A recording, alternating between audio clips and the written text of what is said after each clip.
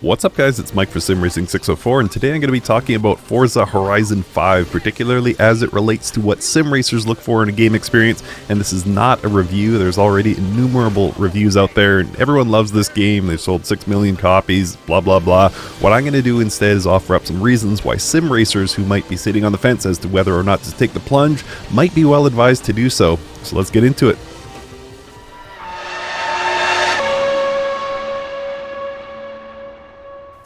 So one important caveat before we kick things off here: at the time of this recording, the wheel support in Forza 5 is pretty bugged for a lot of users, including myself, so don't expect with 100% certainty that your sim gear will be supported by this title, but I am confident that Playground Games will patch this very soon.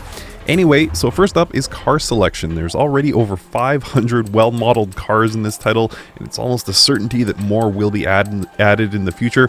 If you're a hardcore Assetto Corsa modder, your AC car collection might be larger than this, but you probably have to sacrifice quality at some point to get to that number. And why does car selection matter? Well, because we find ourselves in an era where newer, shinier things rule. If you're an ACC fan and I told you that Kunos was releasing a new car, you'd probably be waiting with bated breath for the release of that car. Or how about a new DLC pack for Automobilista 2?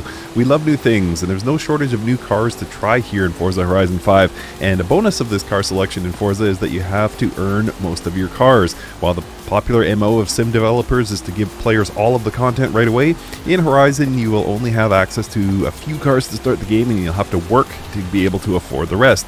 I'll touch more on that later. And next up is the open world concept. What good are all those cars if you have nowhere to drive them, of course?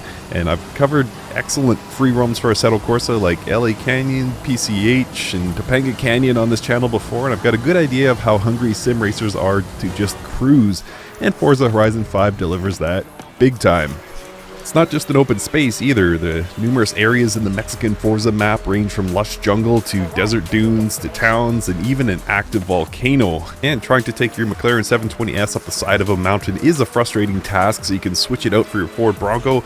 Conversely, highway driving across the expansive map to explore a new area is best accomplished in a Lamborghini rather than a Hummer H1. Really, the possibility of Forza Horizon 5 are massive. You can challenge fellow players to a race at any time, jump into any of the hundreds of single-player challenges, or just cruise and explore in some of the coolest cars and trucks ever made.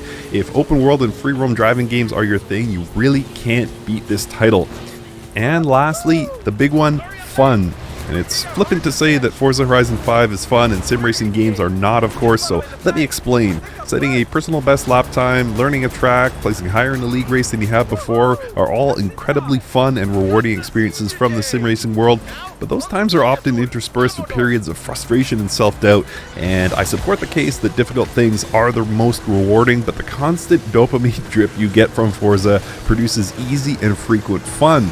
Constantly is slightly too strong a word, but not by much. Every time you turn a corner and break traction, you get points. Every time you venture off the road and hit a cactus, you get points. Every time you drive over the crest of a sand dune, points. And these points allow you to upgrade your vehicles and earn bonuses, so quantifiable progress is always being made. And it starts within minutes of first launching the game, so Forza conquers the fun factor angle by delivering fun early and often. And again, I'm not making the case that sim racing is not fun. In fact, I'd say the thrill of the highs of sim racing is better than the highs of Forza Horizon 5, but there's a case to be made for the good feelings of a nearly ubiquitous points counter at the center of your screen, reminding you how awesome of a driver you are all the time. Will Forza Horizon 5 replace sim racing for me? Not a chance, but do I feel sim racers will enjoy their time with this title? I absolutely do. I strongly endorse this game, and I think it's a great way for sim racers to keep gaming interesting and keep the good vibes going. Thanks for watching, and let me know your own thoughts on Horizon 5 in the comments below.